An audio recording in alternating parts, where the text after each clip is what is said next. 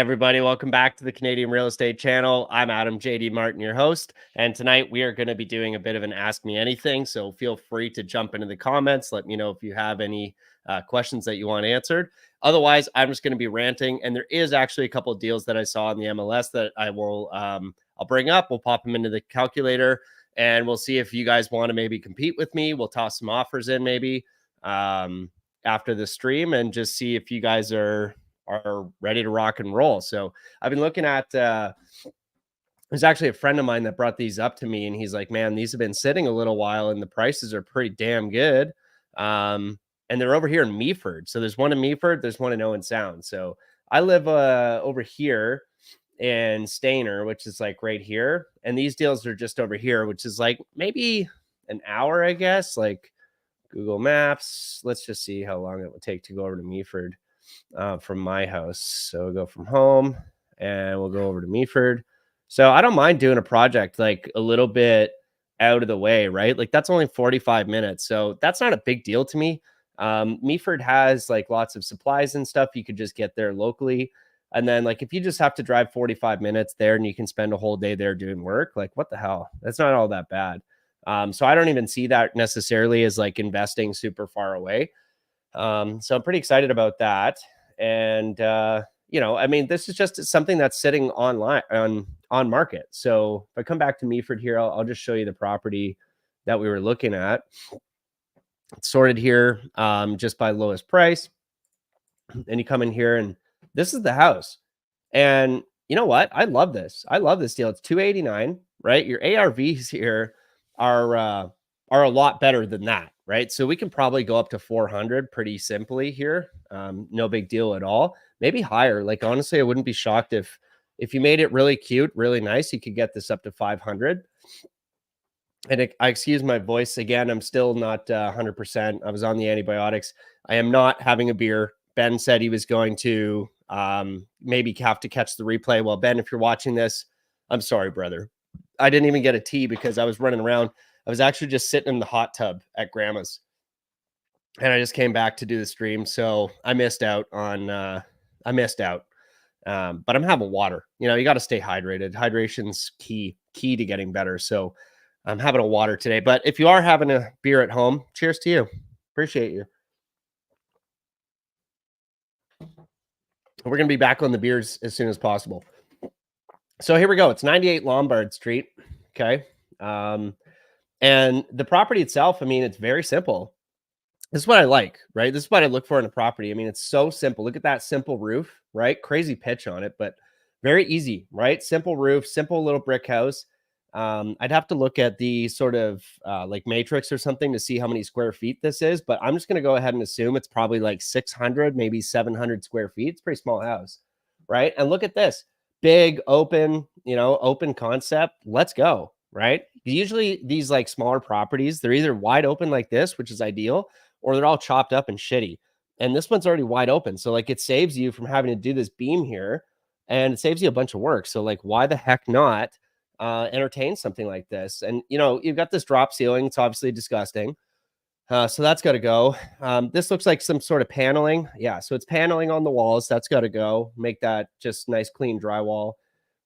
Get rid of this terrible ceiling fan, new pot lights everywhere. The windows actually look pretty good, which is a big cost saving. The flooring looks like maybe that's actual hardwood there under here. So you could either resurface that or just floor on top of it. I usually just floor on top of it. And in a space this small, I would literally just put vinyl everywhere, right? So you could either do vinyl everywhere or do laminate everywhere. I'd probably go with vinyl everywhere and just put it on top of all this existing stuff and just do the same vinyl through all the rooms, right? So obviously here, like they probably had water damage. So that little roof must have gone at some point. So you might have to do some insulation here. You might have to redo this ceiling, obviously. Get rid of this disgusting fan. Get rid of these cabinets. Put a new kitchen in for maybe 8 to 10 grand. And you're singing. Man, what an easy project. I mean, I'm looking at like maybe, I don't know, flooring would be, well, let's just take a look here, right? So we'll pull up you guys won't be able to see we'll do it in the calculator. Hold on. I'll get out of here. We'll go in the calculator. So like, let's just make a quick material takedown list. So I've got flooring here, right? And again, you might not be able to see this, but I'll read it all out just so that it's easier. So we got flooring, and flooring is usually like whatever, 250 a square foot times, let's just say it's 700 square feet, and we'll add 10% just for overages and Adam being a total idiot. That's only $2,000. Okay, $2,000 flooring. And let's say we'll do a kitchen, right?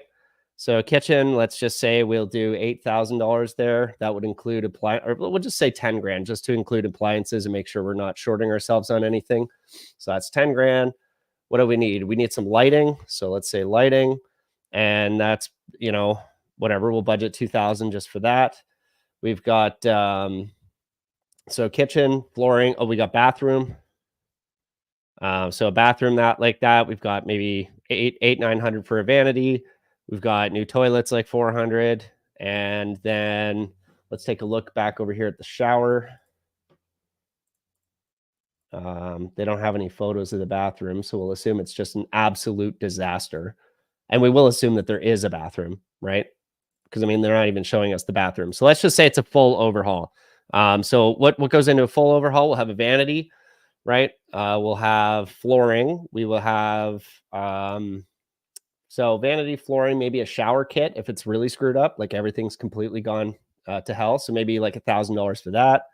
Let's just call it like whatever. We'll call it $3,000, right? That'll cover things for sure. And then going back to here, we've got all that wood paneling. So we'll do drywall probably everywhere. We'll just budget drywall, whatever. We'll go crazy. We'll say it's $4,000. What else? Nice little shed back here, actually. And like that's actually like, that's basically a garage. I don't know if you'd actually call it a garage, but that's basically a garage, like really. I think you could fit a vehicle in it if you really want. They got a little fire pit in the back. It is near this like industrial thing. So I don't know if I love that. Obviously, like that's not a pro, that's definitely a con. But at the same, we should figure out what this is. Let's figure out what this is. 98 Lombard, right? And again, this is best practice here, where you come and you just walk the street, right? So if you think that, what is this? Canadian Pet Connection. Sheesh, we're all right with that. What is this? Meaford Interior. No shit, it's connected to a home improvement store. Well, let's absolutely ride. That's perfect.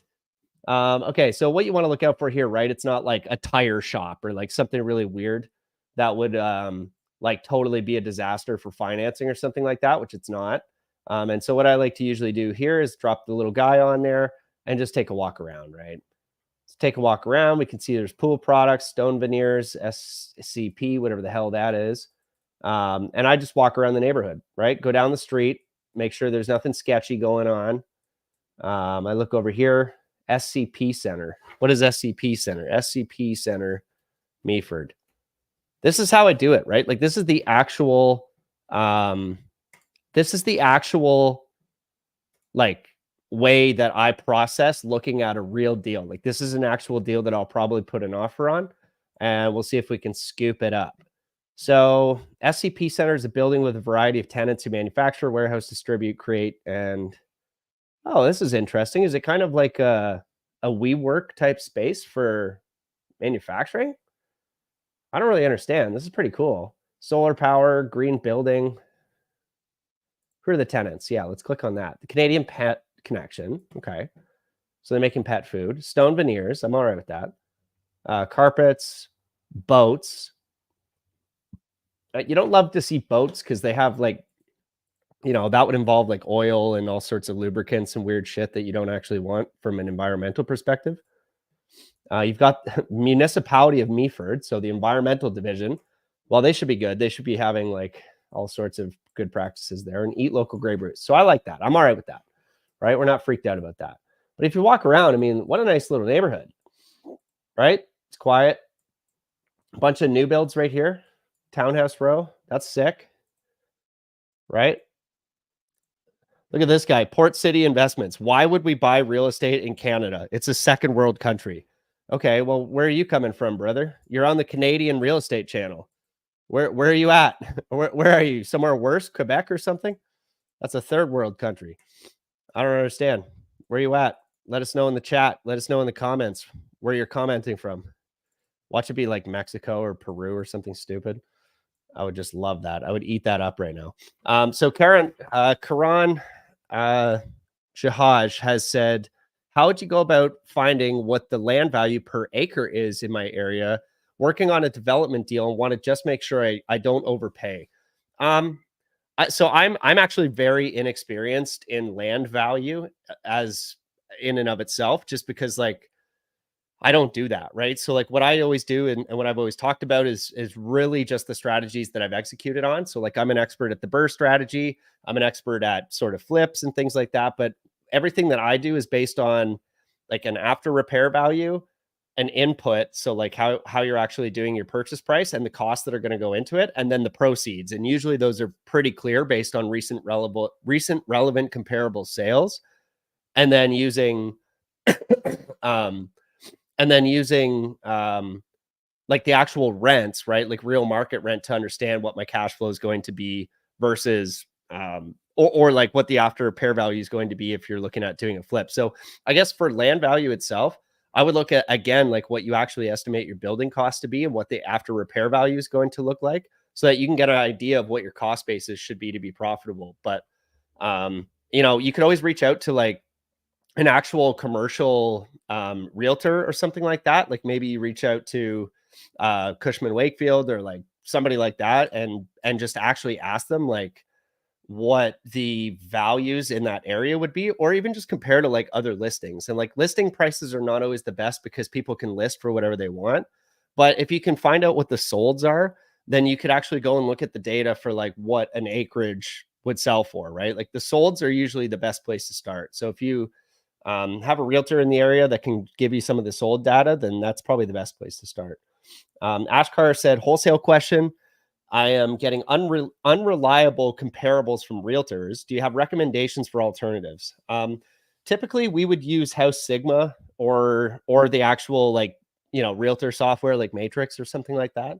But it is possible to pull a couple of different toggles, right? So you could pull on the toggle of like looking further back in the past, right? So like a lot of the time it comes down to what specifically you're asking for. Because if you're like, I need all the sold data for like the last 30 days for single family homes in this particular neighborhood of a city, well, like you got to understand that like there might not actually be a ton of sales, especially coming out of January, right? So we're just coming out of January, we're coming out of February, and there's not always a ton of sales in those months. And so if you're only looking at a very specific area for a very specific asset class and a very specific small timeline, that could be a problem. So what you could do is expand your search either to include more assets or a larger radius that you're searching, or look further in the past. So like instead of looking at 30 days, look at 90 days. Instead of looking at 90 days, look at 120. Anywhere outside of 90 to 120, you're probably starting to really mix your numbers up because the market has changed so much and interest rates have changed and everything. So I would caution going too crazy on that, but you could get an idea for sure if you go a little bit further back in time of what things were selling for.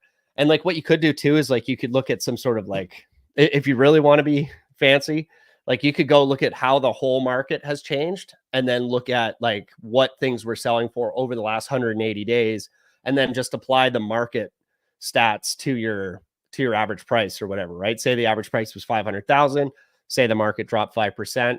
Well, then that your average price you should be looking for would be 475K, right? So like, I think that makes sense. And you can always pull those levers, right? And it's just, and again, like I feel like every week I mention this quote, but Thomas Sowell has said there's no solutions, right? There's actually no solutions.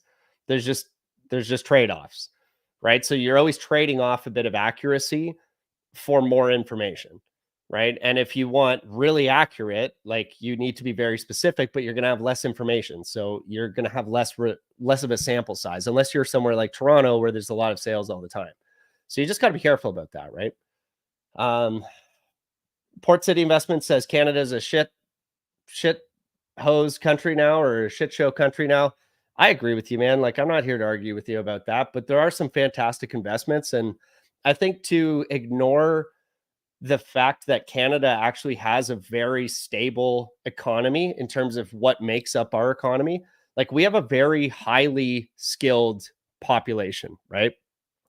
And despite our government being like made up of largely a bunch of fucking clowns, like it is actually a relatively stable democratic country that is pretty predictable. You can generally predict that business will continue in Canada in a fashion that's not the same. Like we're a high trust society compared to a lot of other countries where, like for example, people have been touting the BRIC countries for years, right? Brazil, Russia, India, China. Well, tell me any one of those countries right now that you think is more stable as an investment place than Canada.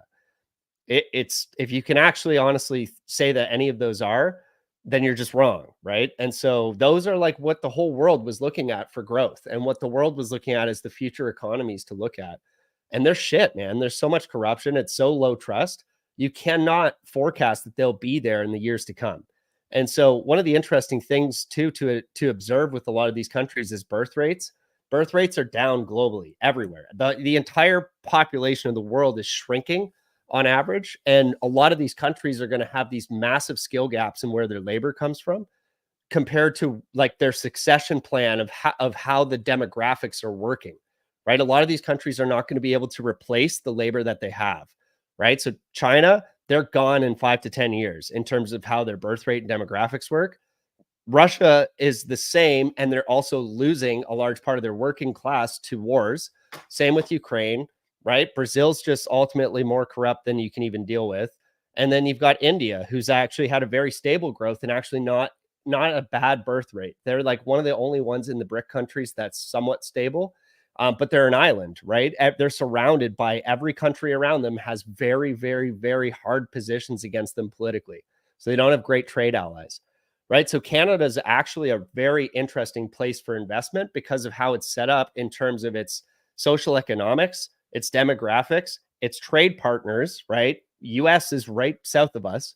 And we export a lot of shit to Europe and the UK and all over the world. And we have massive, massive, massive natural resources. So it's actually a very interesting country to invest in. And we've been attracting a lot of international talent and a lot of high skilled labor for years now because we have a low population and a lot of land, right? So it makes it prime for manufacturing and industrial capacities and processing and all sorts of things here. So we're actually looking pretty good. And despite like some of our crazy inflation or some of our interest rate, craziness since COVID and some of the social, kind of socialist programs that have been going on, like still a very fascinating place to invest. And we have a lot of growth because of our immigration, right? Like our immigration is fantastic for the actual real estate market. Now, if you're a buyer, if you're a local Canadian and you're like, fuck, there 500,000 people just came in that are all looking to live somewhere, it's a problem, right? But at the same time, saying that there's no investment capacity here is very short-sighted and honestly kind of ignorant because you're completely ignoring the fact that those people need homes, and that will absolutely rise the tide of all the ships in the water. Okay, so it's actually a fantastic place to invest.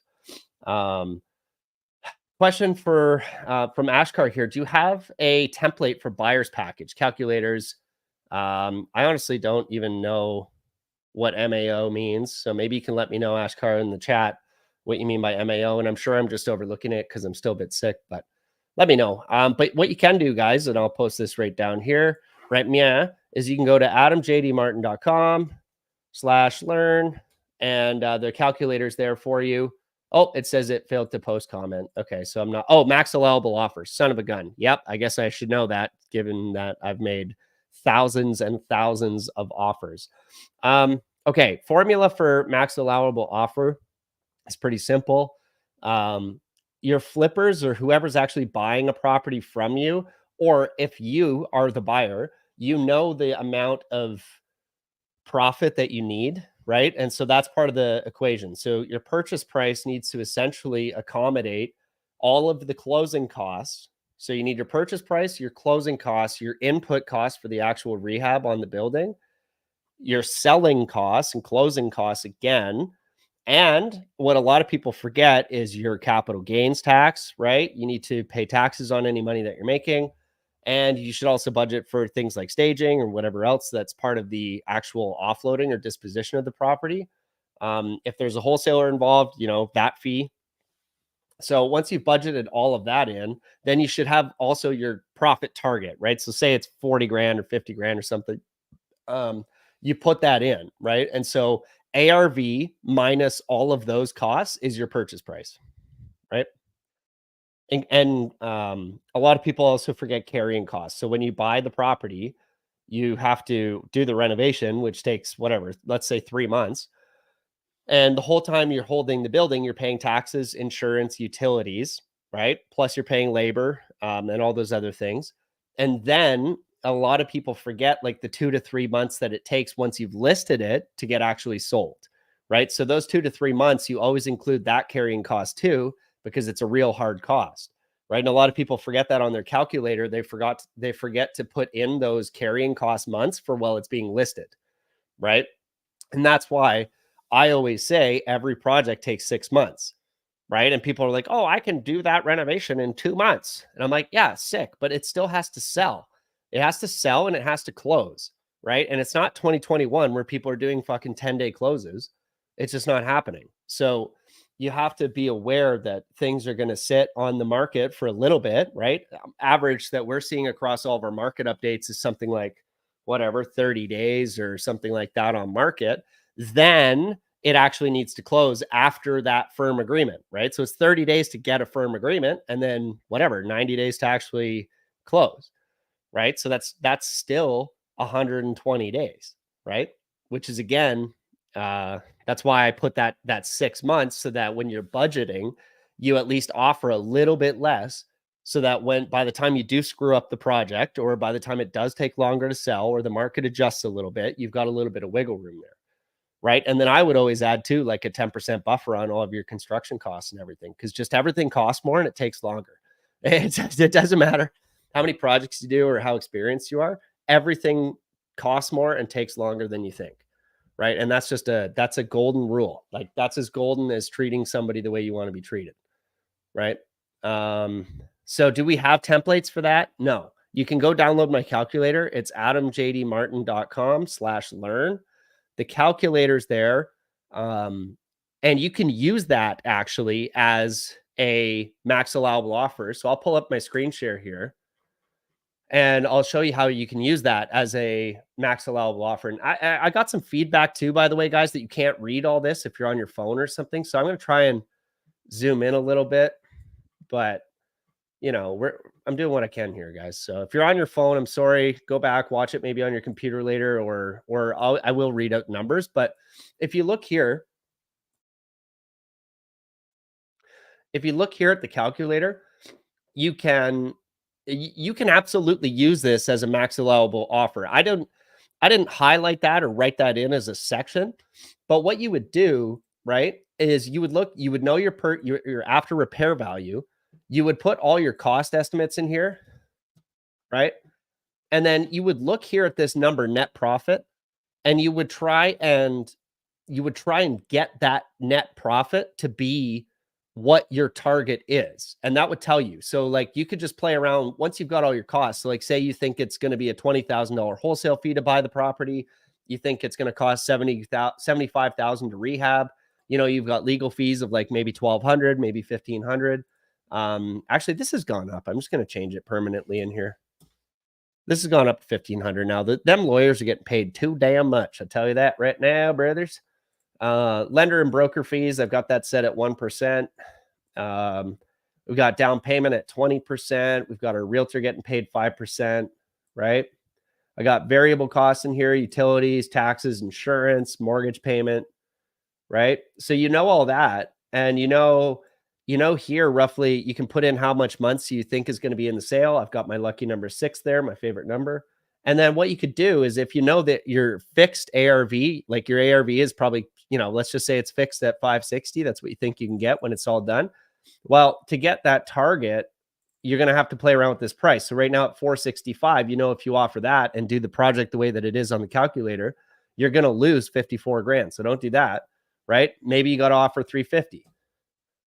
Well, at 350, you make 64 grand.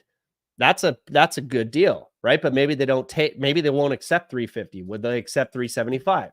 Well, that gets you down to 38,000. But maybe you say your target's 40,000 and you won't do a project unless it's 40K, right? So then you know you can only go to 372, right? So that's your max allowable offer. And if they're like, well, there's no way I'm accepting any less than 375, you pop that in your calculator and then you decide whether or not it's worth it to take on the risk of that project in 75 grand. And essentially your total cash required here would be 205,000, or sorry, 200,000. So you have to decide whether or not it's worth risking 200,000 for a $38,000 exchange, right? That's your max allowable offer. So while my calculator doesn't actually say max allowable offer, you can use it as that, right? And that's just, but that comes from the understanding, like the critical thinking of how it actually works, right? And what else were you asking there for? For a BRRRR. Yeah, I mean, the BRRRR calculator is right here. And it uses all the same numbers, right? So you put in your market rents and utilities, right? So you put in your market rents, you put in all your actual one-time costs are already done over here, and then it'll just calculate it for you. So you know on this same deal, you could flip it and make 38 grand. But if you tried to do a BRRRR, it's not going to work if the rent was only 2,800. Maybe it's 3,200. Okay, still doesn't work. So you know that like on this, that's why I have flip and BRRRR on my calculator, and they share numbers because it'll tell you right away, like whether or not you should do a deal. And the thing is with the calculator, if you get one side to be profitable, but the other side is not, then you know that doesn't mean you don't do the deal. But what it means is that you have one less exit strategy, right? So if a property only works as a flip, but not as a BRRRR, that's not like the end of the day. That's not at the end of the day, it's not a deal killer. It just means that if you had to keep it, it would lose money on a monthly basis if you go ahead and refinance it, right? It should be adamjdmartin.com/learn, and it should just be a pop-up. Listen, if this is broken, like it's possible, right? I'll be pissed off if it is, but it should just be a pop-up. Don't tell me this is broken. I'm going there right now. No, it's right there. It says download my thing. Come on. Stop screwing around, you guys. I can see it. That's the only thing on that page. Quit it. It's working perfectly. I can see it right now on my screen. Okay, you want me to do it on here? Oh, shoot. That's not the thing. I swear to God, you guys are going wild tonight. You guys are absolutely wild. Okay, adamjdmartin.com, right? /learn. Learn. You guys are trying to learn, right? You came to learn. That's what you tried to do here. Look at this. How else can I spell this out for you guys? It says, download my personal deal calculator now. And then go ahead, give me a fake name and email or whatever. I know you guys. I know what you're up to. You'll be like canadasucks.com. Like, okay, fine, but just still hit download. That's all you got to do. It's not like crazy, right? So it is working. Like, stop. So, anyways, but that's how you can use that calculator as a max allowable offer calculator if that's what you want to do with it. So that's no problem. Yeah, Pete, I am feeling feisty, you know? People coming in here being all crazy. I'm all right with that. Hey, just so you guys know, the Hungarian experiment there, that's Peter, the producer. That's the guy in the back end making us look good. And it's not his fault that I look orange in this light. I don't know what the fuck's going on with that. Okay, I can't fix that. And look, if I move my hand here, it fixes it. Right? I don't know I can't win. It's either the audio or the lighting. Okay, but whatever. The content's free, so just enjoy it. Do you guys have any other questions for me? If not, I'm going to continue ranting about how cool I think this freaking property is here in Meaford. So what I was saying again, oh yeah, we were just looking at some of the input costs here on this property. So if I look at this here, I'll max this up so you guys can actually see. So, you know, flooring, kitchen, I can't spell, lighting, bathroom. So usually it's kitchen, bathroom, landscaping, lighting, paint, flooring, right? That's everything. So paint. And paint's actually crazy these days. I don't know the last project you guys did, but paint's fucking expensive. I bought a 5 gallon of like bare oh, geez, I don't know what it's called, but it's called Marquee, the Bear Marquee, and it's really good paint, but it's bloody expensive, man. It's like $600. So you're going to need like 2, 3 cans of that. So I'm going to put $1,800. And again, this is just assuming material costs, right? We're not going to be budgeting for labor just because I'm a freaking total knob and sometimes like to actually do the work myself. Port City Investments just asked, what's the best heating solution? Baseboard electric or heat pumps? I guess that actually depends on where you are, right? So like here, like in general, I'll say this. In general, in Ontario is where I'm at. Gas is way cheaper. Way cheaper. It's not even close, right? It's not even comparable. So anytime you can go gas, you go gas, right? Whether that's your hot water heater, whether that's your furnace, or if you're looking at whether you should do like a baseboard because you don't have ductwork, or if you should go a heat pump. Personally, because like both those are going to be electric, I'm going to go heat pump. I'm going to go heat pump all day. The heat from it is better, right? It's more efficient in my opinion. And the baseboards have some element of risk and some element of like they just don't look good. You know what I mean? Like the new ones are actually pretty efficient. They're not terrible on hydro, but excuse me. But when you see a baseboard, you just go, oh, right? You know, you look at them and you're just like, oh no, it's baseboard heating, right? And I don't think they're great for insurance either. So I don't know. I like the heat pumps because they can do heating and cooling, right? So they're great, but they're expensive. And so like that's the thing too. What's the real trade-off here? Right? It's like, you know, the baseboard heaters, because Home Depot, let's go look. HomeDepot.ca. So at Home Depot, right? They have these new ones. Baseboard heaters. Look at these things. They have these new ones now in Home Depot. And they're cheap. Look at this. Look at this thing. It's 30 inches, which is not okay, look at this. This is a real one. 60 inches. That's 5 feet. Okay. 5-foot baseboard heater, you know, and whatever. It'll have all like the fancy, whatever sort of efficiency bullshit that they want to tell you it's got. Like it's going to have all that, like whatever stamp it is for like being not terrible for the planet. 60 inches, dude, they're $114. Now compare that to a heat pump. I don't know. Did these guys sell heat pumps? Mini split heat pump. Oh, maybe they do. Well, let's check this shit out. But look at this. And this is what I was going to say, right? These heat pumps are $3,000. By the time you buy this and install it, there's no way it's less than $3,000. Right? And it depends on the size of your space, but like and again, there's so many variables. How big's your space, right? Like if it's a medium-sized space, maybe you can just get away with one of these for $3,000.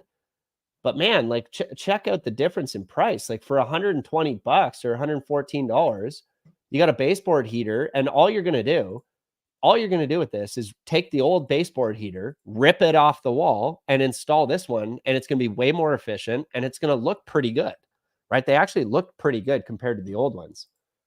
They're thin, by the way, too, right? What is that? Does it tell us? 2 3/8 of an inch wide, right? So the old ones were freaking monstrosities. This is 2 3/8 of an inch wide. That's pretty good. I mean, that's a slim freaking unit, right? So I don't know. Like it's hard to go wrong with $114 because like how many baseboards are in any unit? Like 10, 12, right? So when you start looking at it, $1,000 if it's 10. Well, let's just call it 1,200 just because. But $1,200 compared to $3,000, it takes a lot of energy savings to make up a couple grand, in my opinion. Now, is it better? I don't know. I don't think so. I think the heat pump, the mini split's going to be better. And let's just make sure too that these do AC and heat. Yeah. So here's the difference, right? This is where your actual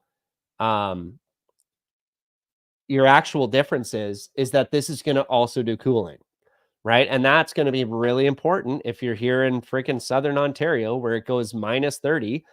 in the winter sometimes. And then in the summer, it's freaking plus 30 and you get roasted. Like this apartment here, what it really needs, that one that I'm living in, it really needs a mini split. It needs a mini split that does AC and heating. Because the AC, like it's so fucking hot up here. And all this whole building is run on one furnace, which is really stupid too. But the way that they should have done it is not have one furnace. They should have had mini splits in each unit, right? That would have been way smarter, but that's not how they built this thing. And so here we are now, and it's hard, right? Because it's 5 units. So when I look at $3,000 or whatever, $2,300, 2,300 times 5, well, that's 12 grand, right? So all of a sudden you're like, shit, like that's a lot of money for just wanting to get AC. Now, what I could do here too is install AC and just hook it up to the existing ducts. But then the problem is you've got an upper level and a lower level, and you have the same problem with the heat, is that you can heat the main floor to like an appropriate temperature, but then you roast the top. And what'll happen with the AC is you can get the upstairs to an appropriate temperature, but then the bottom guy's in a freaking freezer. He's in a deep freeze. So, heating and cooling is kind of tricky. But yeah, if I had to pick between baseboards and a mini split, I'd go mini split, right? Maybe the math doesn't work out. Like maybe it's more expensive to do that, but AC is so badass. You don't know how much you need AC until it's like 40 degrees out and you're dying. So that's my opinion there. But, I mean, there's all sorts of options. And like, we're looking at Home Depot here too. Like maybe there's other companies that do this for way cheaper. I always just look at Home Depot because usually like across Canada or whatever, you're going to find a Home Depot, right? They're everywhere and they deliver, which is cool. Right? Like even this little mini split unit will deliver to my area or my house actually March 10th, and it's the 5th today. So that's good. Ashkar wants to do a deal analysis for a potential lead. Yeah, throw up the numbers. What's up? Let's go. Let's do this. I got the calculator right here. Oh yeah, while you're getting those details out here for us, we're still looking at my hey, why is this not summing? Why isn't that working? What do you mean reference? What's wrong with my reference? Wow, this is actually so stupid. I don't know what's going on here with Google. Okay, well, we can do math ourselves. 2,000 plus 10,000 is 12,000, plus 2 is 4,000, plus 3 is 17,000, plus 4 is 21,000, plus 2 is 23,000, right? So $23,000 is roughly, and it looks like they repaired the roof, right? Because all that damage that you saw before, that was because of a wet roof, like a destroyed roof. The roof looks like it's been done. Unless they're hiding on the back here. Hey, how do you zoom in? What's going on here? I want to zoom in on this. What's going on? Why can't you just zoom in on this? All right, well, that's kind of a dick move, but oh yeah, here, we can see the back of the roof, can't we? Hey, go back. Wow, it doesn't let you zoom in. Oh, well, we learned something new today. Well, they don't want you to see this, but even if that roof screwed up, whatever, just add $4,000, right? So adding $4,000 to that, we were at 23, so 27. So let's just say it's 30 grand, right? So for 30 grand, you could really turn this house around, and we're at 290 plus 30 would be 320, right? So for 320, there's no way this house sells for less than 400. So if we're at 320, oh, I'm all zoomed in now. I can't see nothing. So let's put it through the calculator. Does that even make sense? So if it goes 400, we think we can get it. What is it listed at? 289. Let's just say we get it for 275 because we never pay full price because only chumps pay full price. And our rehab budget was 30 grand. There's no wholesale fee, right?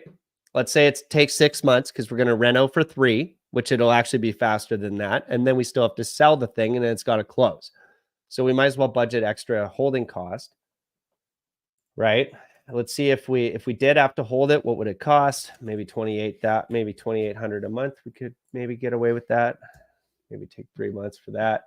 If we had to hold it, We could at $2,800 of rent, it would cash flow $14, which is pretty trash, but not a bad exit strategy if we had to. And at a 6% mortgage rate, amortized over 25 years, the mortgage payment would only be $1,417, right? And so, and actually, let's just be reasonable here. Let's just say 10%, because maybe it's not financeable just in the state that it's at. So we'll really increase the thing we're doing there. What's going on here? Why isn't this a percentage? It's not 1,000%. Jesus, calm down, everybody. There we go. So, excuse me. So at a 10% rate, just in case we had to borrow privately, you'd still make 52 grand, 52 bones. Hey, 52 G's, baby. I'm doing this project. If you guys aren't offering on this by the end of the stream, you're wrong. Because I'm going to be offering on it because that's a sick deal. Right? So if our costs are 32, oh, I just realized too, I'm such an idiot. You can just highlight that and get the sum at the bottom. Freaking idiot. Working on it, guys. I'm working on it. But anyways, that's all the costs in, right? So 52 grand. Boom. That's a deal I'd do. Let's go, baby. So Ashkar, let's get those deets, man. Let's run a deal through for you. Let's do some deal analysis. Karan asked, Adam, how did you learn about construction and renovations, and what things will cost as well? Is it just a matter of putting the reps in? That's a great question, man. Yes. The short answer is yes. And the longer answer is if you've been following for a little while, you'll kind of know my story about how I met Matt McKeever, who actually started this YouTube channel, and how I just kind of quit my job and started working for him. Well, when I started working for him, I was doing some of the construction stuff. And so that's where I got some of my first experience in actually going into a project and seeing what should be done and what sort of quality it needed to be done at and what materials to go with and what not to.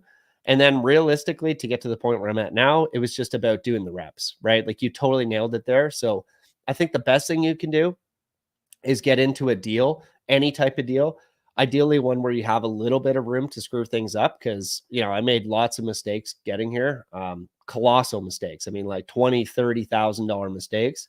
And so, you kind of got to be aware of that. But at the same time, if you have a decent mentor, you can make less mistakes, right? So a great strategy for you right now is like, go back and watch our recorded videos. We have all sorts of videos. Like we have a whole playlist called Burring Elias Street. You could go and watch that video series. I think it's 4 videos where Matt talks about everything he did to burr a certain project. And you could get a lot of the details out of that. So that, just to save yourself some mistakes, right? Like proper money lost. And like, that's a great strategy, right? Like getting on YouTube, watching other people's experiences, that's great, but absolutely nothing beats doing the project. You got to go do a project. You got to go burn some money. You got to actually put your skin in the game and like try and do something. It's possible to learn too by partnering. Like if you partner with somebody that's active and maybe you've got the cash, go tag along, right? Go see what's actually going on for the construction. Go see what goes into the project to make it all come together. That's a great way to do it to minimize your risk too. But, if you don't have somebody to partner with, like it's so much more valuable getting in the market and actually trying to experiment than it is to like do nothing. So get in there, right? Like make sure you're actually experimenting and like actually trying to implement on some projects. Cause that's the way that you're going to learn. Like for as much YouTube as you can watch, it's not, it's not the end all be all. Like I love that you guys are here and you're definitely learning, but my goodness, you got to go make some of those mistakes and feel the burn. So anyways, that's my quick piece on that. And then like in terms of renovation costs too, like again, like even you just saw what I just did, right? With Home Depot. Like I'm like, oh, I wonder what a mini split costs. And like now we know it's $3,000, right? Boom. Put that in your spreadsheet. And then what I do is like, you can go look at the cost for everything and cost per square foot or whatever. And then just add 20%, right? Call it the idiot tax, right? Just call it the dummy tax. There's a dummy tax when you're just getting started. There's a dummy tax when you're done your 10th. There's a dummy tax when you're done your 20th deal, right? Because like you'll find new ways to screw up. You'll find new creative, sadistic ways to screw up and lose money. every day I wake up, I find a new way to lose money. So it's fine, right? But along the way, you start getting better at making the actual money. So you can make more than you lose. That's the golden spot. So, but it mostly takes a bunch of loss in order to get there. Port City Investment says, how much should 1,000 square foot 3-bedroom cost to renovate? Floor, paint, lights, bathroom, kitchen, gray on gray, copy pasta, nothing special. Well, like you can see in the list that I just made, right? Like you might increase the cost a little bit here. So let me just zoom in a little bit. How do I zoom? Somebody tell me how to zoom. Here we go. So if I zoom in here, like, I mean, this is basically all you ever do, right? Kitchens, it's not much of a variation on real cost there, especially in 1,000 square foot place. Like you'd be trying to put in really premium materials because like 1,000 square foot house, right? Very simple house. There's not much going on. And so what you want to do with one of these projects is actually make like a couple of nice features, like a really nice bathroom or a really nice kitchen, right? And that's like going to help you when it goes to listing and capturing your maximum value. But at the same time, so like you said, 1,000 square foot, so we'll just change that. And this is why we use spreadsheets, right? So we put in the cost of things, and then we can just change the square footage, right? Lighting, I mean, $2,000's a pretty good budget for lighting. Bathroom, $3,000. I mean, just like if you want to go crazy, right? Just do $4,000. So now you got like a crazy bathroom. Drywall, I mean, you're always dicking around with drywall, so it's pretty good to just have a line item for that.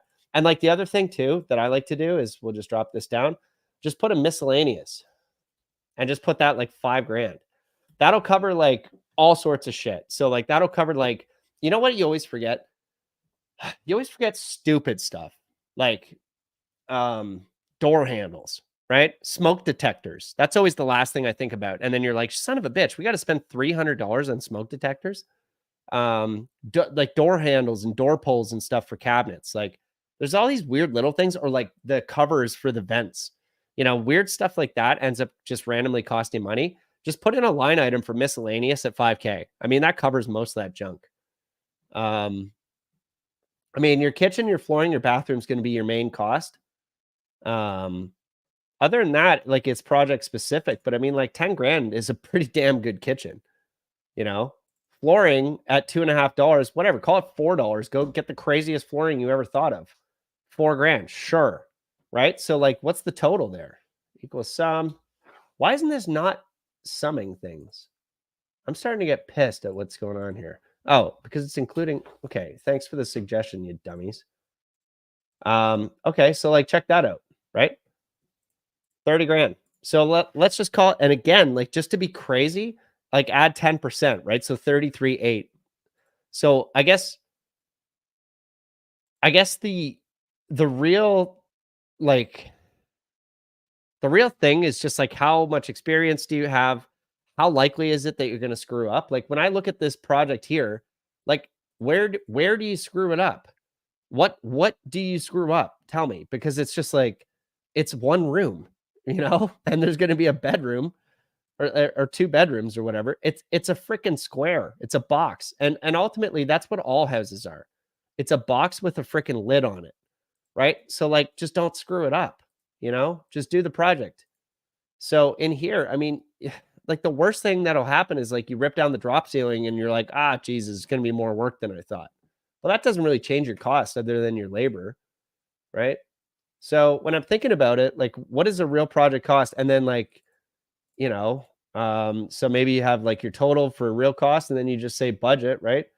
And then you just do this times 1.1 and you add 10% or even just 15% if you're new, right? So $46,000. If I had $46,000 in the bank, I'd feel super comfortable attacking 1,000 square foot project without really caring about anything. Because what did I just do there?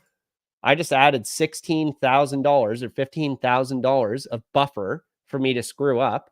And I've also already got a miscellaneous line item there for $5,000. So I'm basically budgeting like $20,000 more than what I think.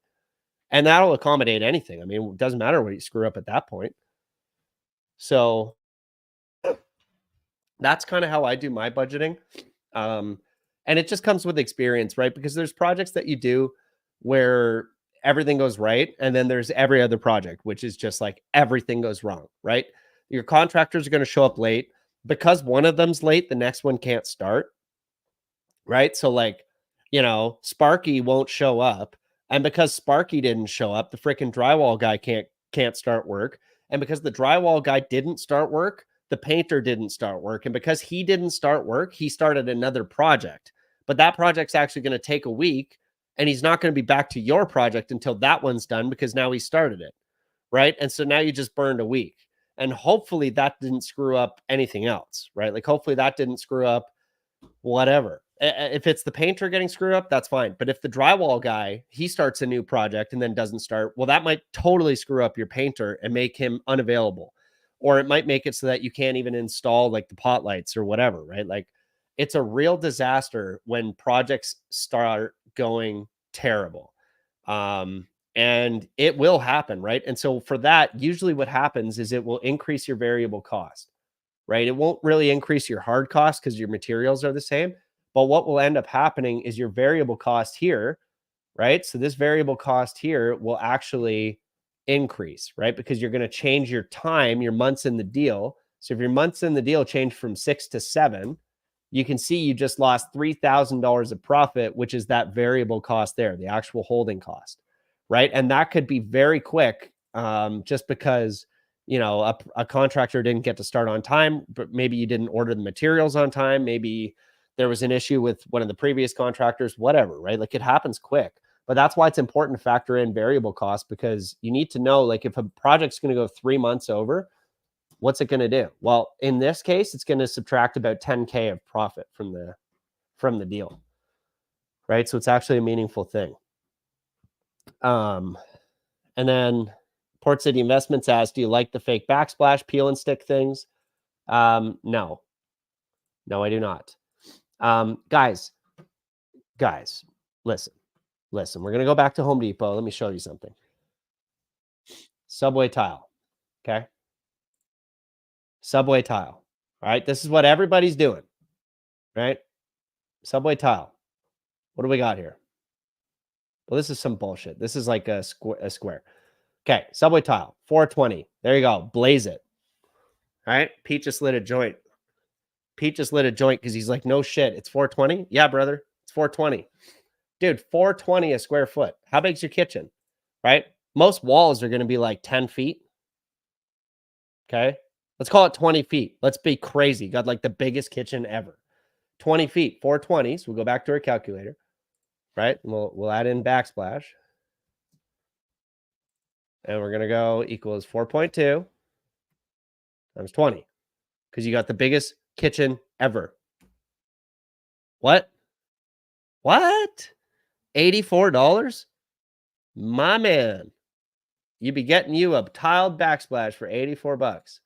Now, is that all there is to do, Adam?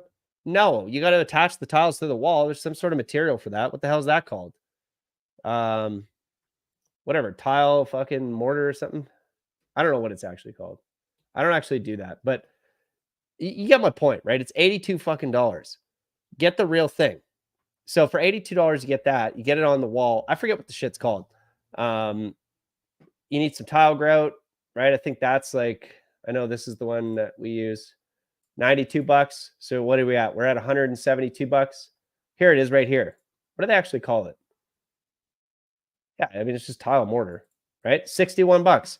So we're at 170. That brings us up to 300, right? And so from $300, now you pay a guy $200 to install it, right? That's $20 an hour. Let's say it takes 10 hours. Dude, $500. You got a backsplash that's legit, and it's not going anywhere. It's not going anywhere. And what we already saw there was that the actual cost per square foot is nothing, right? So let's just say you want to do the whole room. Maybe you want a kill room, right? Maybe you want a big porcelain kill room. Well, that's only going to cost you $210. So you might as well. I can't believe everybody's got like a Dexter room at home for $210. Let's go, baby. I'm into that. So, I mean, that's what we're looking at. So, yeah, I mean, just go for the real thing, right? It's super cheap. And you know what? That's like one of the nicer features in a kitchen, right? Just having that tile backsplash. You don't get your spaghetti sauce on the white paint. Like, dude, Dude, spaghetti sauce on primer, that ain't coming out. And it's just miserable to try and clean. And plus, like you're heating up your olive oil in your cast iron. It's spackling everywhere. It's getting everywhere. You're never gonna get that off the paint. So, guys, that's all I got for you tonight. Get you a Dexter room. It's only gonna cost $500. Yeah, like totally wild. You can do anything you want for like $500. You can have a whole freaking tiled room. So, anyways, I hope you guys enjoyed this. Like, I actually really like doing the Ask Me Anythings. What I really love about this is that you guys participated a lot tonight. So I really appreciate that. I'd like to thank you guys for that because it's much easier when you actually ask me questions so that we can generate content for you. Because that's the point of Tuesdays, right? The Tuesday evening thing is for you, right? It's for me to come here, answer your questions, maybe show you how I break down a deal or show you something that I'm curious about, just because it's nice to connect with you guys. And I love this two-way street, right? Because when I shoot the regular YouTube videos, it's just me yelling at the camera. And it is just me yelling at the camera tonight too, but you guys are getting some input about what I'm yelling about. And that's much nicer for me. So thank you very much for attending. And I hope that we answered all of your questions. And I hope I wasn't too spicy. Peter was already screaming at me, but I wasn't trying to be spicy, you know? And I'm getting better. So next week I should sound better. I might be shooting that from afar, but I'll make sure I bring a microphone and a camera so I don't look like an idiot or sound like shit. And we'll get the content rolling. So I appreciate you guys. Thank you so much. And I'm hoping we have a beer next week. So bring your beer, bring a wine, bring a water, bring a tea, bring whatever you want. Bring a doobie. I don't care. We got 420 over here on the tile. Bring whatever you got, and we'll hang out next Tuesday. So we're back here every week, 7:00. We just shot our market updates. So we're going to shoot like the supercut's going to come out soon. So you guys can see all the market updates for January, February. And we shoot those every month, right? So if you guys are interested in the markets that are local here, we've got experts here that are actual investors. We don't let anybody on the channel that's not a real investor. So, you know, they're giving us market updates. They're giving us actually deals on a lot of the updates. They bring like off market listings and stuff like that. And they just talk to us about what's going on in the city. So there's some great info in there, honestly. And we enjoy doing it. So they're always pretty fun. And, you know, we've got regular content as well coming out for myself that's educational stuff. But don't forget, too, we have this huge bank of content. Like, I don't even know. I have to check out YouTube right now. But, God, we got to be up to like 600 videos, right? Like, we are really banging out videos. So let me just go to YouTube here and just check this out because I'm actually kind of curious how many videos there are. Oh, it doesn't just tell me here. Shoot. Well, I'll go back later, but we got to have 300, 400, 500 videos, right? So go back and look at them. Like Matt's got lots of playlists about actual property deals that he's done. There's lots of content, me talking about how to value deals, valuations, calculators, how to make offers, how to negotiate deals. I got content on everything on this channel. So if there's something you don't see that you want to find out, Tuesday is a great time to tell me, hey, man, looks like you don't have an up-to-date video on making offers, right? What does that look like in 2024? Did anything change? Is the paperwork the same? Is there any ways we can value deals better? So let me know if you can't find a video. I'll make it for you. That's the way this channel works. It's a community-driven channel. So I want to hear from you guys what content you want to see, and I'll make that content for you. So we're probably the only YouTube channel that can honestly say that. So I like that. And I appreciate all the positive feedback tonight in the chat, and I'll see you guys next week. Bye.